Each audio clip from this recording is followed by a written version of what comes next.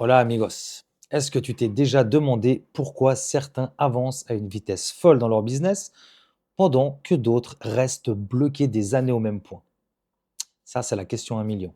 Aujourd'hui, je vais te donner la vérité, enfin en tout cas ma vérité, sur ce que c'est vraiment entreprendre, via mon expérience. Tu sais, entreprendre, c'est pas juste créer une société, loin de là. C'est comprendre que tu vas devenir le pilier de ton futur. Et le problème, c'est que la plupart des gens croient qu'il faut attendre d'avoir tout bien préparé, préparer le terrain avant de se lancer. C'est faux, archi faux.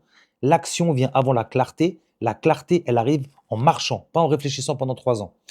Applique la règle des 48 heures. Par exemple, dès qu'une idée, elle te traverse l'esprit, tu poses une action concrète en moins de 2 jours. Je ne sais pas, tu achètes un nom de domaine, tu appelles un prospect, tu lances une page d'attente, peu importe. Parce qu'une idée qui dort plus de 2 jours, ben c'est déjà une idée foutue, morte. La deuxième chose, c'est l'échec. Et ça, on le craint tous, moi le premier. Mais laisse-moi te dire une vérité simple.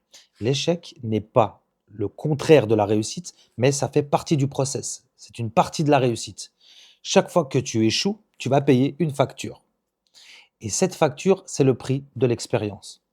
Alors, tu peux faire une sorte d'autopsie de 10 minutes. À chaque erreur, tu prends une feuille et t'écris.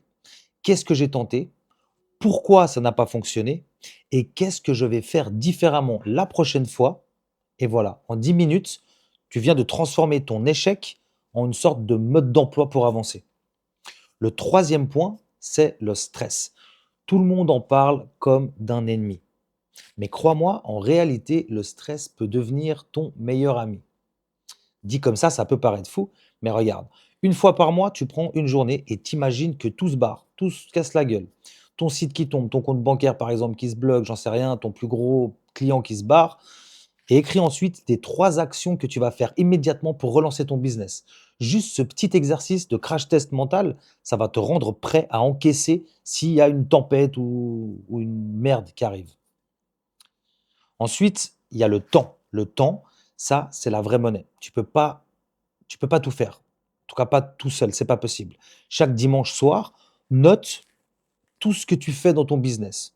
Puis tu coches 20 d'actions qui t'apportent vraiment 80 de résultats.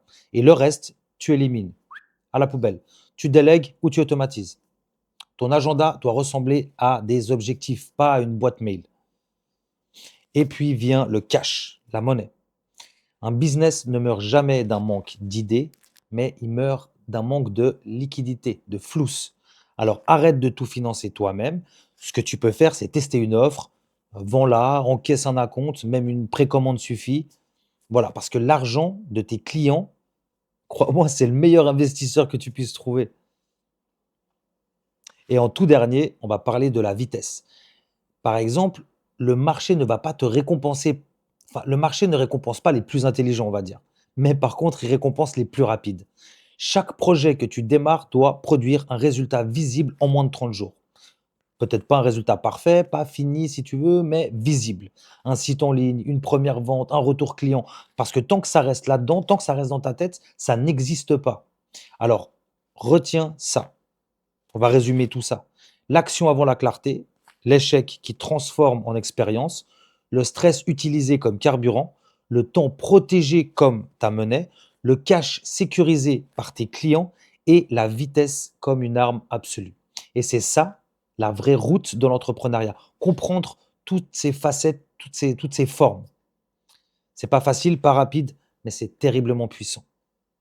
Prenez ces conseils et je vous souhaite à tous une très bonne soirée. Ciao, ciao.